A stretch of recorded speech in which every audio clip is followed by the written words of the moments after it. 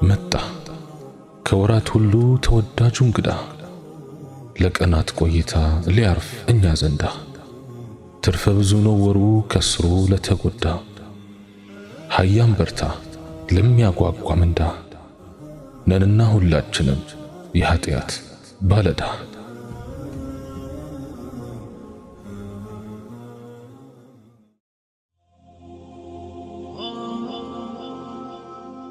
بسم الله اللهم لك الحمد كما ينبغي لجلال وجهك وعظيم سلطانك والصلاة والسلام على رسول الله وعلى آله وصحبه ومن والاه السلام عليكم ورحمة الله تعالى وبركاته يا أنصار سونو يا مدينة نواري نبي محمد عليه الصلاة والسلام مدينة ويانون بتملكة يمنا قروا አንሷሮች በገቡበት ሸለቆና በወጡበት ሸንተረር ከነርሱ ጋር መሆን መጓዝን እመርጣለሁ። ሂጅራ ባይኖር እኔ ራሴ ከአንሷር ወገን ብጠራ ያስደስተኛል። ዑባዳ ኢብኑ ሷሚት የአንሷር አካል ከመሆኑ ባሻገር ከመሪዎቻቸው አንዱ ነው። የተከበረ መኳንንት በነቢዩ ዓለይሂ ሰላቱ ወሰላም በራሳቸው የተሾመ ዕውቅ ሰው ነው። የመጀመሪያው የአንሳር የልኡካን ቡድን ኢስላምን መቀበሉን አል ለመግባባትና ከነቢዩ ሙሐመድ ዓለይሂ ሰላቱ ወሰላም ጋር ለመወያየት መካ ከተማ ሲገባ ዑባዳ በቁጥር 12 ከነበሩት የልኡካን ቡድን አባላት አንዱ ነበር። ይህ የቃል ኪዳን ስርዓት በኢስላም ታሪክ በይዓቱል ዓቀበቱል ኡላ በመባል ይታወቃል። እነሆ እነኚህ ባለ ቃል ኪዳን አንሷሮች ናቸው። መስለማቸውን ካሳወቁ በኋላ ለነቢዩ ሙሐመድ ዓለይሂ ሰላቱ ወሰላም ሙሉ ድጋፍ እንዲሰጡ ቃል የገቡት። በዓመቱ የሐጅ ወር እንደደረሰ በይዓቱል ዓቀበቱ ታንያ በመባል የሚጠራው ሁለተኛው ከመዲና አንሷሮች ጋር የቃል ኪዳን ስምምነት ተደረገ። ይህን ቃል ኪዳን የፈጸሙ ሰዎች ቁጥር 70 ወንዶችና ሴቶች ሲሆኑ ዑባዳ ከልኡካን ቡድኑ መሪዎች አንዱ ነበር። መስዋዕትነት፣ ቤዛነት፣ ልገሳና ቸርነት በሚፈለግበት ቦታ ሁሉ ዑባዳ አይታጣም። አላህና መልእክተኛውን ዓለይሂ ሰላቱ ወሰላም ከተቀበለበት ጊዜ ጀምሮ የሚሰስተው መስዋዕትነትና አስተዋጽኦ አልነበረም። ታዛዥነቱ፣ ተመኪነቱ ለአላህ ነው። ከዘመዶቹ ጋር ያለውን ግንኙነት ከጠላቶቹ ጋር ሊኖረው የሚገባውን ትስስር የሚወስነው አላህ ብቻ ነው። اللهم إنك عفو تحب العفو فاعف عنا የዑባዳ ቤተሰቦች ከበኒ ቀይኑቃዕ አይሁዶች ጋር ቀደም ያለ የቃል ኪዳን ስምምነት ነበራቸው። መልእክተኛው ዓለይሂ ሰላቱ ወሰላም ወደ መዲና ከተሰደዱ በኋላ ከጊዜ ወደ ጊዜ እየተጠናከሩ መጡ። በበድርና በኡሑድ ጦርነት መካከል በአንድ ወቅት አይሁዶች በሙስሊሞች ላይ ማሴር ጀመሩ። መዲናውያኑ በሙስሊሞች ላይ እንዲነሳሱ በኑ ቀይኑቃዕ የተባለው የአይሁድ ጎሳ ግፊት አደረገ፣ ፊትና ቀሰቀሰ። ዑባዳ ምንም እንኳ ከበኒ ቀይኑቃዕ ጋር የሰላም ስምምነት ቢኖረውም ቃል ኪዳኑን አፈረሰ።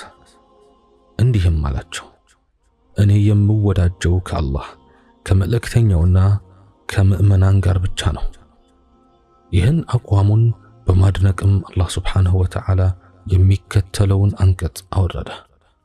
አዑዙ ቢላሂ ሚነ ሸይጣን ረጂም ወመን የተወለ አላህ ወረሱለሁ ወለዚነ አመኑ ፈኢነ ሒዝበላሂ ሁሙል ጋሊቡን።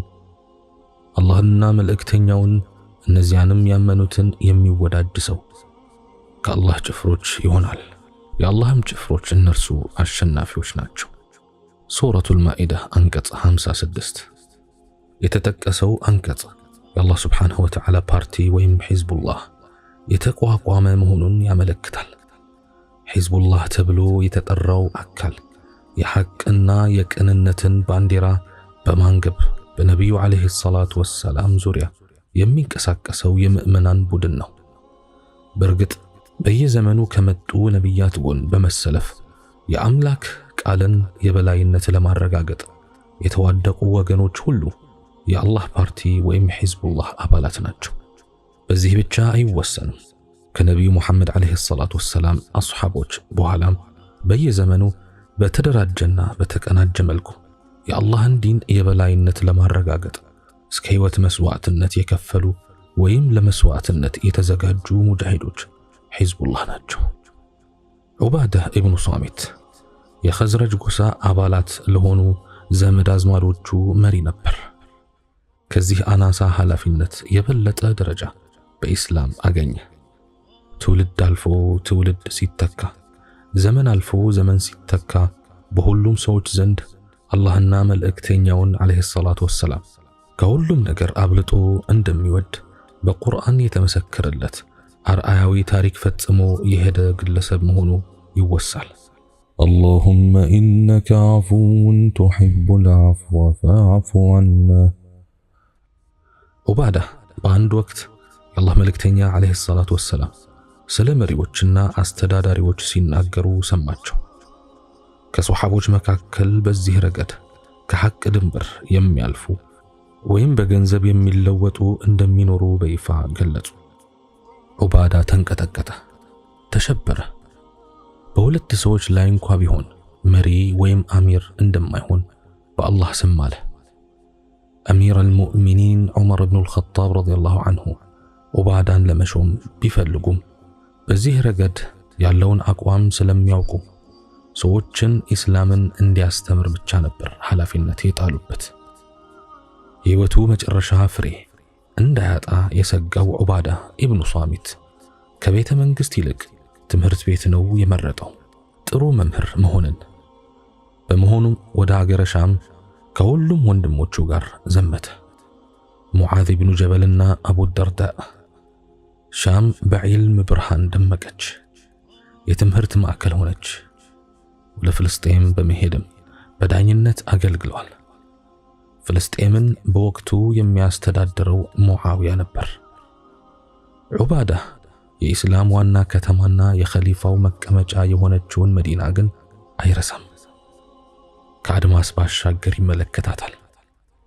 በከተማይቱ የተቀመጡትን ኸሊፋና ሙዓዊያን ያነጻጽራል። የሰማይና የምድር ያህል የሚራራቁ ስብዕናዎች ናቸው። ዑመር ረዲየላሁ ዐንሁ አቻ የማይገኝላቸው የሐቅ ሰው ሲሆኑ፣ ሙዓዊያ ግን ዱንያን የሚወድና የስልጣን ጥማት ያለው ሰው መሆኑን ተገንዝቧል። ዑባዳ ከመጀመሪያዎቹ ምርጥ ሶሐቦች አንዱ ነው። ለበርካታ ወርቃማ ዓመታት ከነቢዩ ዓለይሂ ሰላቱ ወሰላም ጋር ኑሯል። በመስዋዕትነት ጎራዎችም ላይ ተገኝቷል። ኢስላምን ፈልጎ እንጂ ፈርቶና መሸሻ አጥቶ የተቀበለ ግለሰብ አይደለም። ነፍሱንና ገንዘቡንም ለአላህ ሲል የሸጠ ነው። ሙሐመድ ኢብኑ ዓብድላህ ዓለይሂ ሰላቱ ወሰላም በመንፈሳዊ እንክብካቤ ካሳደጓቸው ሰዎች አንዱ ነው።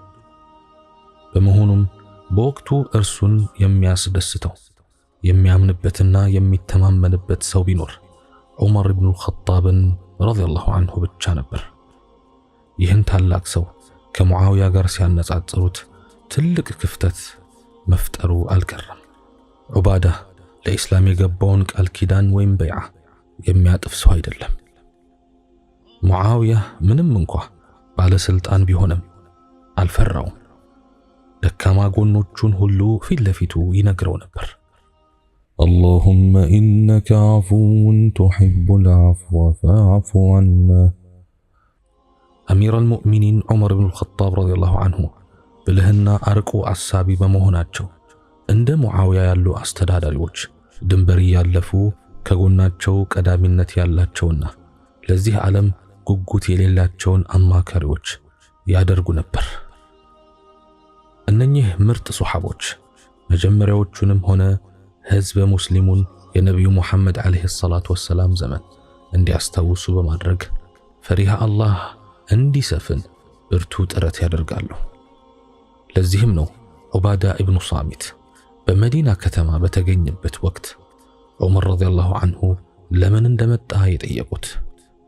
በሙዓዊያና በእርሱ መካከል የተፈጠረውን ያለ መግባባት ነገራቸው። ዑመርም ረዲየላሁ ዐንሁ ወደ ቦታህ ተመለስ፣ እንዳንተ ያሉ ግለሰቦች የሌሉበትን ምድር አላህ ያጥፋው አሉ።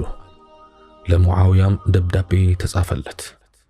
ሙዓውያ ሆይ በዑባዳ ላይ የበላይነትም ሆነ ስልጣን የለህም፣ ልታዘው አትችልም። አዎ ዑባዳ የራሱ አሚር ነው። ዑመር ረዲየላሁ ዐንሁ ይህን ያህል ክብር የሰጡት ግለሰብ እውነትም የላቀ ስብዕና የተጎናጸፈ መሆን አለበት። ዑባዳ ኢማኑ የሞላ ልቡ የጸዳና ሕይወቱ ቀናውን ጎዳና የያዘ ሰው ነበር። በ34ኛው ዓመተ ሂጅራ ዑባዳ ራመላህ በተባለች የፍልስጤም ምድር አረፈ። ታላቁ የአንሳር መሪና የኢስላም ቁርጠኛ ልጅ ለሌሎች ተምሳሌት የሆነውን ሕይወቱን በቋሚነት ተክሎ ወደ ቀጣዩ ዓለም ተሸጋገረ። አላህ መልካም ስራቸውን ይውደድላቸው። እኔም በተናገርኩት እናንተም በሰማችሁት የምንጠቀም ያድርገን። سبحانك اللهم وبحمدك أشهد أن لا إله إلا أنت أستغفرك وأتوب إليك وآخر دعوانا أن الحمد لله رب العالمين والسلام عليكم ورحمة الله تعالى وبركاته.